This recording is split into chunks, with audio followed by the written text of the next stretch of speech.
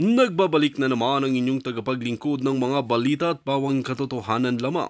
Naging mainit nga na usapin sa mundo ng social media. Talaga naman na maraming nainis sa statement nga na binitawan ni Kuting ng Norte dahil hindi nga raw muna sila tutulong sa mga nasalanta sa bagyo.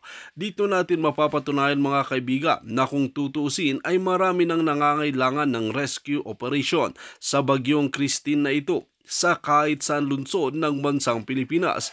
Ngunit tila nakapagtataka ang desisyon nga ni Kuting ng Norte o nasobrahan lamang ito sa pulburon dahil ayon nga sa kanyang naging statement na hindi nga raw muna sila tutulong at pauhupahin ang mga ulan at tigilan ang bagyong ito.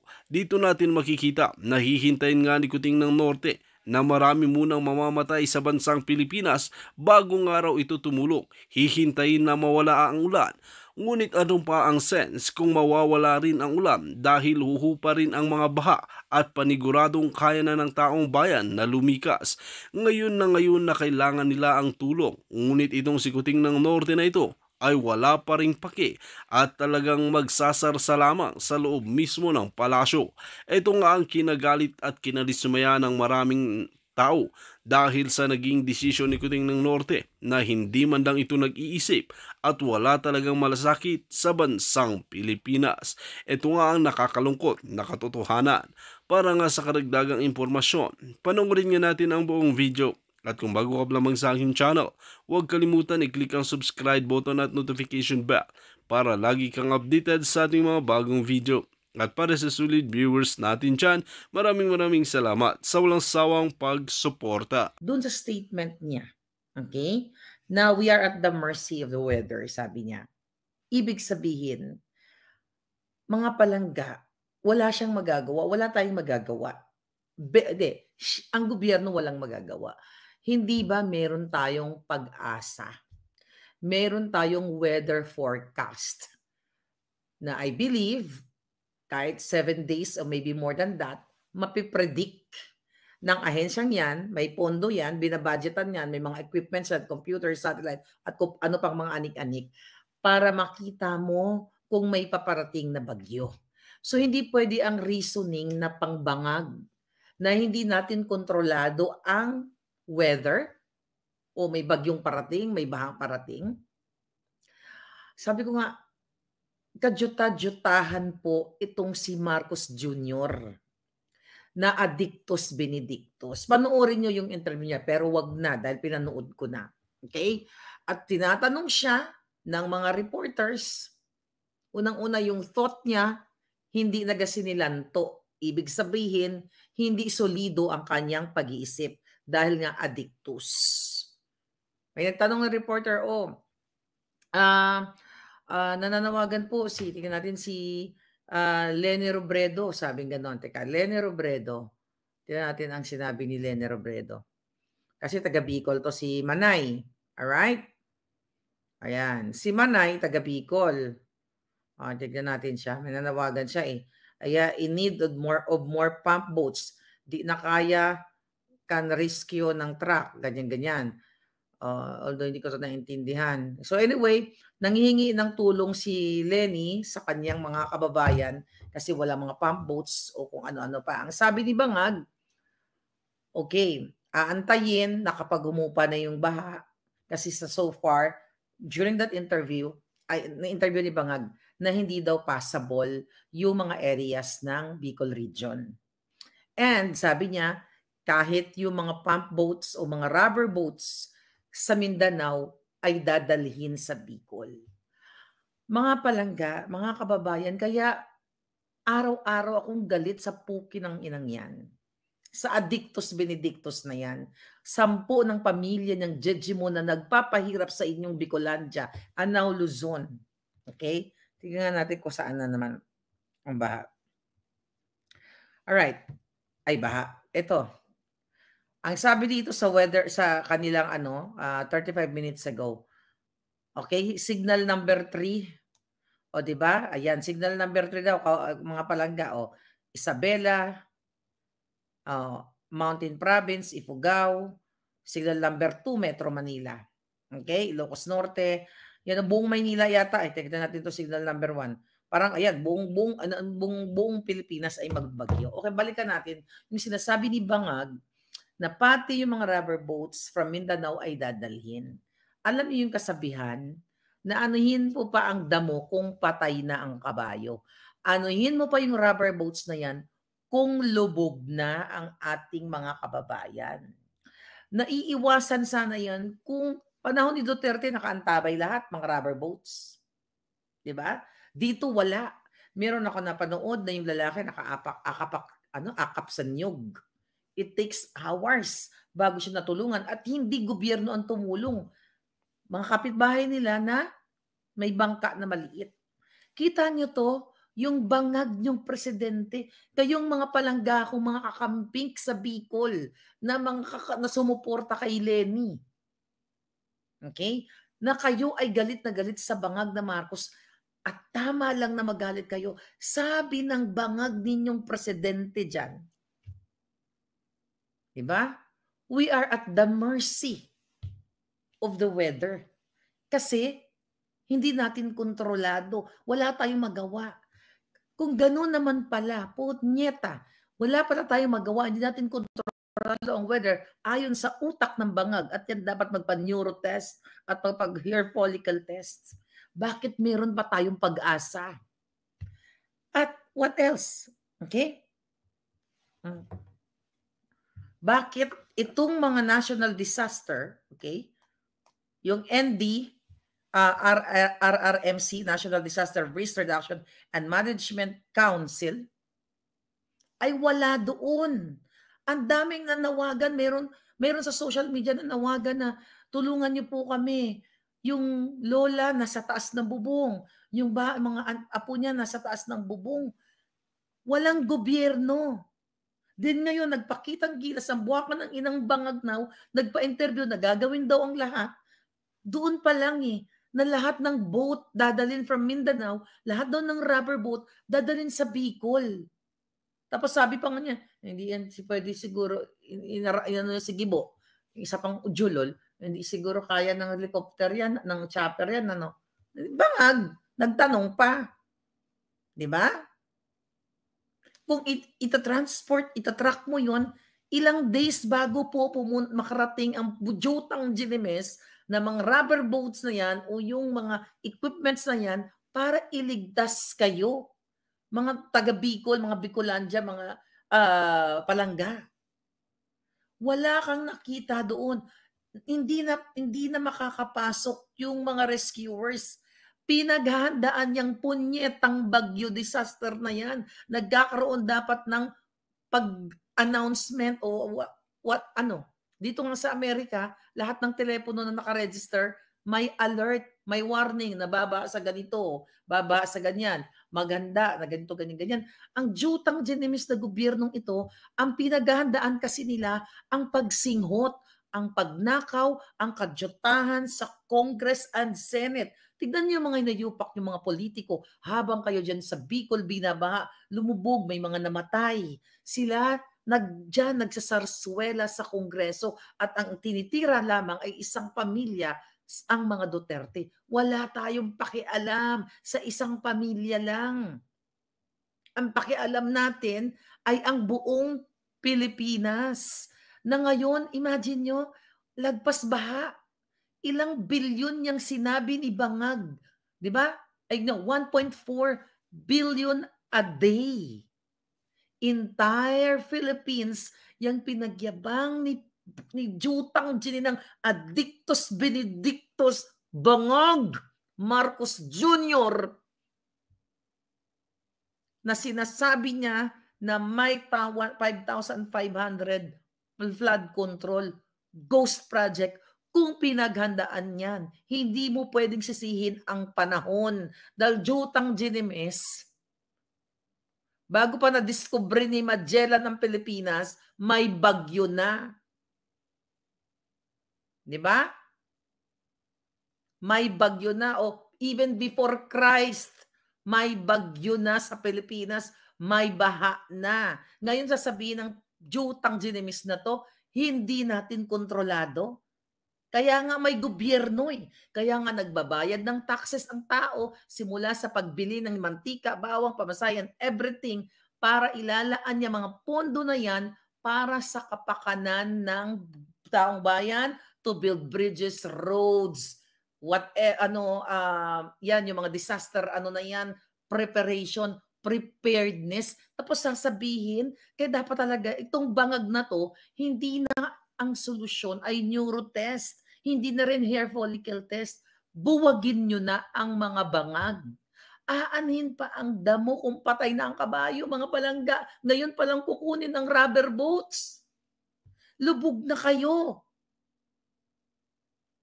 Nasaan napunta yung billion-billion flood control para sa Bicol? Nasaan napunta? Sabi ni Justin Montenegro, may bridge. Nag-iba, walang bakal. Ayun na nga. Sabi ni Elmer, Lenny is the one and from Bicol. Marojas Kakampi.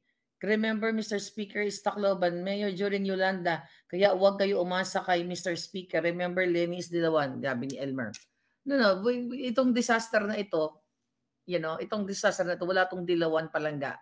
Wala, but I know your point. Ang ibig sabihin, way back Yolanda, wala silang ginawa, di ba? Ilang libong namatay na tao doon. Okay? Ang bagyo sa Yolanda at ang bagyo ng panahon ni Pangulong Duterte, pareho lang, mas malakas pa nga nung panganahon ni Duterte. Pero meron, I forgot the name of the pangalan ng bagyo na yon, pero may nabatay bang libo-libo? Di ba? At nakita mo noon, days pa lang, ina-announce na ng gobyerno, ng PNA na ito, nakahanda na ang mga taong bayan, even yung kanilang rescue operation, magsimula sa pagkain, hot meals, and everything. May nakita ba kayo? Sa Bicol, hindi sila makapasok. Hindi pwedeng pumasok kasi lubog na sa baha. Ang sabi ni Bangag, antayin na lang. Di ba? Magkuha tayo, ang yabang pa ng putragis. Magkuha tayo, kunin natin yung mga rubber boats dyan sa Mindanao. Patay na ang tao bago mo dating ang rubber boats. Bagyong Ulysses nga, sabi ni Palangga. Sabi ni Kate. Okay, yeah, I think that's about it. Mga kababayan, ang ugat ng problema ng ating bayan sa mga bangag, 'di ba? Bakit ba tayo binabaha? I remember, binabaha din naman tayo noon, binabagyo tayo ng mga unang panahon, Pero hindi ganito kalala. Hindi ganito sa mga nangyayari ngayon. Dahil unang-una, sino ang mga nagmimina dyan? Sino ang mga pumutol ng mga punong kahoy dyan? Isa yan sa mga dahilan kung bakit tayo binabaha. Sino ang mga nag-aquary dyan? Mga politiko. Kaya kayong mga ordinaryong citizen, kayong mga taga-Bicolandia, well, kayong mga palangga, buong Pilipinas, kasi buong Pilipinas may bagyo. Di ba? Recently sa Maynila, sa Mindanao, all over the Philippines. Di ba? Ngayon, ang bangag yung presidente, patawa-tawa pa. Meron pa ako nakita na parang lilipas din to. It will pass. Talaga ba? Ganito ba talaga papayag na lang ba talaga kayo na ang gobyerno ninyo, ang bangag ninyong presidente, ganito na nilipas din yan. Hindi naman natin makontrol yung weather na yan. At may problema tayo sa budget. Putang ina, may problema pa siya sa budget. May problema sa budget. Nasaan napunta yung 1.4 billion a day? Kung yung sinabi niyang kajotahan niya nung kanyang ano tawag dito? SONA nung July. Kung totoo yun, na sinasabi niyang pinagyabang at pinalakpakan siya na meron tayong 5,500 flood control.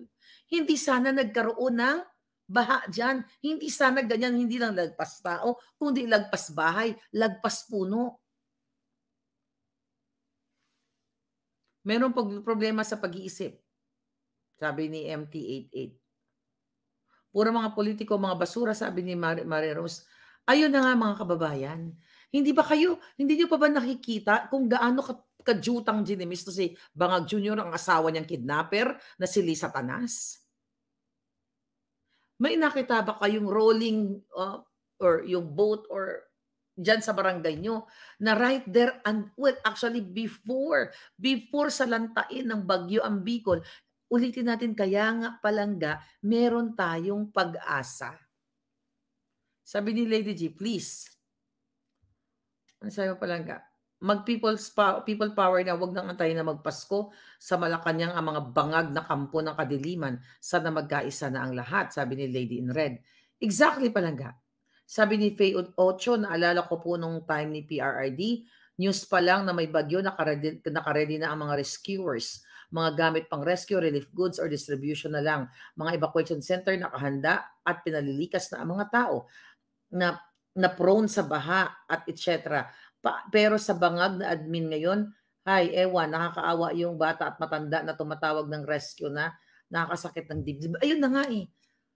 Walang gustong, walang preparedness, walang paghahanda. Tapos ang pinaka-bobo at pinaka-jota talaga nitong bangag na wala tayong kontrol, wala daw tayong kontrol. Dahil itong baha na ito, normal. You have, mga palangga, nasa mga kamay ninyo ang kontrol kung paano nyo i-push ang button para tanggalin ang mga bangag sa Malacanang. Ang mga buwaka ng inang ito na patuloy na nilalamon ang pera ninyo, na pinababayaan kayo, ilan kayo, kalahating milyong tao na apektuhan? I'm not sure kung kalahating milyon, baka 1,000,000 ba? Whatever, 10,000, 20,000, 100,000 katao. Tao yun, buhay yun. Tignan ninyo, binaha kayo, nawala ang inyong mga baby pictures. Kung yun ay print, mga dokumento. Alam nyo kung gaano kapahirap itong nangyari sa inyo? Nailigtas nyo ba yung mga diploma nyo? Mga ID nyo, nailigtas nyo ba?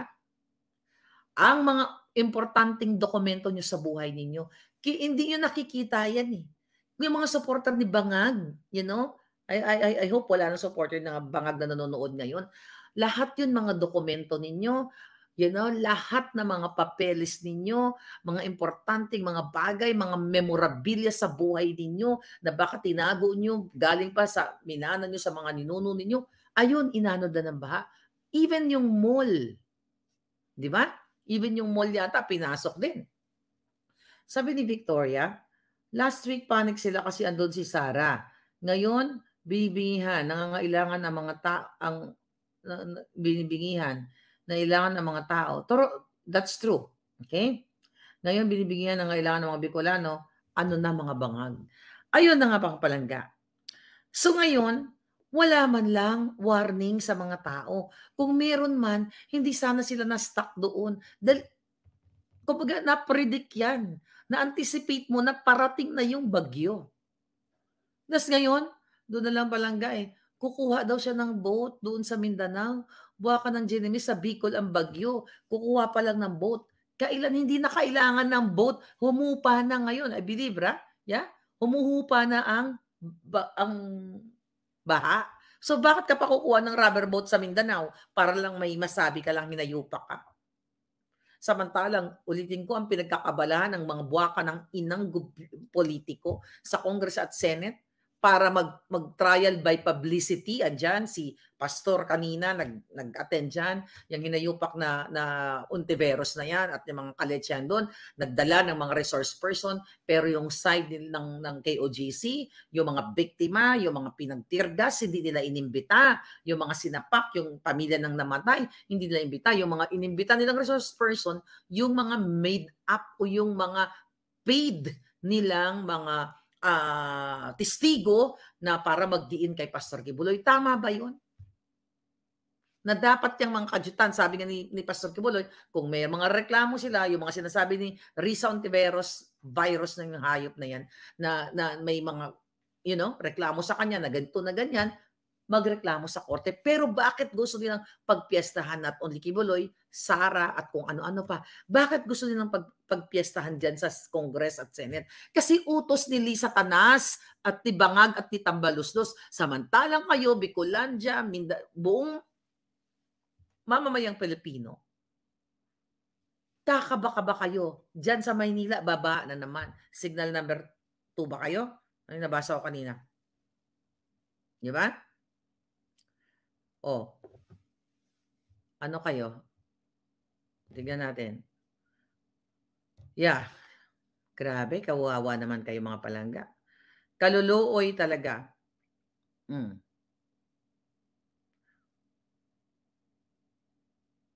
oh. Ngayon pa lang, oh, ngayon pa lang sila magdadala ng pagkain. Oh my God. Oh, imagine mo may landslide at kung ano-ano. Ngayon pa lang kayo magdadala ng pagkain, mga hinayupak talaga 'tong mga bangag na ito, 'di ba? Kaya sabi ko nga sa inyo mga kababayan, kung patuloy ninyong hahayaan si Bangag at ang kanyang pamilyang mga demonyo diyan at kanyang asawang Satanas, walang mangyayari sa inyo. Imagine mo itong, Philippine Information Agency nagsalita ito kahapon, kasagsagan ng bagyo. Ito mensahe po ng RDRRMC Bicol para sa lahat. Sa kasalukuyan, hindi na po kaya ng mga rescuers na tugunan ang mga panawagan ng saklolo sa nangyayaring malawakang pagbaha sa Bicol Region dulot ng bagyong Christine, lalo na sa mga lugar ng Camarines Sur, Albay at Naga City. Imagine mo, wala nang magawa ang gobyerno ninyo. Coming from their announcement sa kasalukuyan, hindi na kayang i-rescue kayo. So mamatay kayo, malubog kayo sa baha, walang pakialam ang gobyerno sa inyo kasi hindi sila naganda. Sabi pa pinapayuhan ang mga apektadong mamamayan na humanap muna ng pwedeng ligtas na lugar at i-prioritize ang resources. Pinapayuhan, ngayon nyo palang papayuhan hanggang ang mga tao lumulubog na. Galing sa bunganga ng gobyerno ito mga kababayan. Galing sa bunganga ni Marcos Jr. Bangag na hindi natin kontrolado ang weather at ang pump boats, ang rubber boat kukunin pa sa Mindanao at may problema sa budget. May problema, issues, sabi niya in budgeting, wala, sige gawa natin ng paraan. Anong kadyutahan yan? Ano, manghihingi kayo ng donation from America, from US, from wherever, tapos hindi nyo naman ibibigay sa tao, ibubulsa nyo na naman kayo ang pera galing sa international aid? Samantalang yung 1.4 billion hindi nyo mapaipaliwanag. Mga hinayupak. Ano pa sabi dito mga kababayan? Ito, siguro naman babasa kayo ng mga ano dyan sa social media. Sisikapin ng mga rescuers na matulungan ang inyong mga kahilingang saklolo. Sisikapin? Hindi po pwedeng sisikapin. Mandatory yan. Para mong pinaasa sisikapin. So pag hindi yun nailigtas, namatay na lang sila. Sorry, hindi namin nasikap eh. Hindi kami nakarating kasi hindi madaanan yung mga lugar ninyo. Kasi walang paghahanda. Dahil bangag ang presidente ninyo at ang pinaghahandaan nila, ang pinagkakabalahan nila kung paano tirahin ang mga kritiko nila o paano hakutin ang pera ninyo. Paano kumamkam si Bangag, si Satanas, ang pamilya na ng pera sa smuggling. Paano kumamkam sa hindi maipaliwanag na maya-maya panalo sa loto ng pukinang inang yan. Hindi maipaliwanag ang mga unprogrammed funds, hindi maipaliwanag sa taong bayan kung saan napunta ang Maharlika funds, hindi maipaliwanag sa tao. Tangay na, paulit-ulit na, napaus na naman ako sa kagdaldal dito. Sabi ni Miss Nang, tama si BP Inday, hindi talaga marunong magpresidente. Hindi nga, bangag nga eh. Ngayon pa nga lang siya kukuha ng rubber boat sa Mindanao. Dokumentado yan nandyan. Nagdaldal siya. O sabi nito ng PIA Bicol Region, sana maintindihan po natin ang sitwasyon ng mga rescuers natin. So intindihin natin ang mga rescuers kasi hindi sila makapunta dahil hindi sila naghanda. Pero ang pera ng bayan nasa kanila. Billion-billion ang pera ng bayan. So dahil hindi nakapaghanda, pasensya kayo mga taga Bicol, malubog kayo dyan. Dahil wag niyong sisihin ang inyong mga rescuers. Again, ang disaster, ang baha, ang bagyo ay napipredict. Hindi yan dumating na lang ay nagulat ka na lang may bagyo. At sabi nga, pinaghahandaan yan.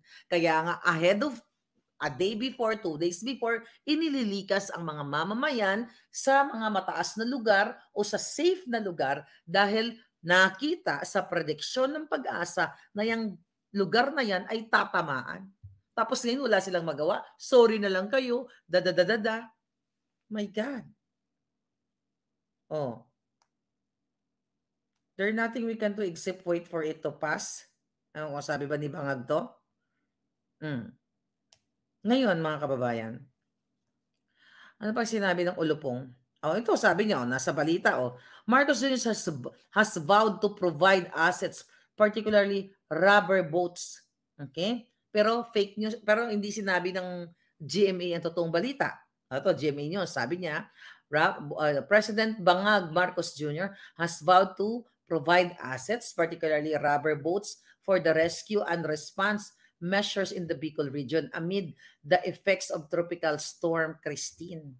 GMA News, dapat nilagay ninyo na mag-provide siya ng rubber boat from Mindanao. So, dinilit nyo na naman yung pinaka-substantial part of the news. Yung pinaka-juice ng news. But again, pag binasa mo to, Bangag vowed to provide assets. Ngayon pa lang siya magpo-provide ng assets, lumupa ng baha. You don't need it anymore. Nakita ko yung iba bumaha na nakapagluto, ay bumaba na yung ng tubig, nakapagluto na. Ano pang putragis nitong mga asset rubber boats na to? Wala nang baha. Nakita niyo mga kababayan? Oh my God. Oh, sabi niya, wala tayong, we're at the mercy of the weather. O yan, ini-screenshot ko yung mga pinagsasabi ng hinayupak na to. Mga kababayan, mga palangga ko. O. Naga City, bus terminal, lubog na lubog. Di ba kaya sabi ni Inday, nung nag-press con siya, di ba siya ang pinagdidiskitahan? Okay? Hindi tayo uusad kung puro korupsyon, politika at pang-aatake ang gagawin ng gobyerno. O baka naman hindi nagpadala si Bangag Jr. ng disaster ng rescuer doon dahil baluarte ni Robredo. Baka pinulitika si Leni Robredo. Pwede rin ganun. Di ba? O doon nagkita-kita na sila, di ba? Hindi pa naman sila, I don't know kung anong status ni Leni ngayon. Kung katulad ba siya ni Dilima, napupurihin niya ang maraming beses tinawag na magnanakaw, diktador, mandurugas. Di ba? Kaya nga sabi ni Inday, yun nga, hindi tayo usad kasi yung ginagawa ng gobyerno ito, pamumulitika. Baka dahil Bicol yan, at konti lang nakuha ni Bangag dyan na boto, baka dahil kayo pinarusahan. Sida? Hindi kayo pinaghanda, walang mga rescuers. Kaya magdusa kayo. At kahit saan mo tignan ang anggulo, mga kababayan, meron dapat preparedness, paghahanda ng mamamayan kung saan kayo tatakbo at meron kayong hot meals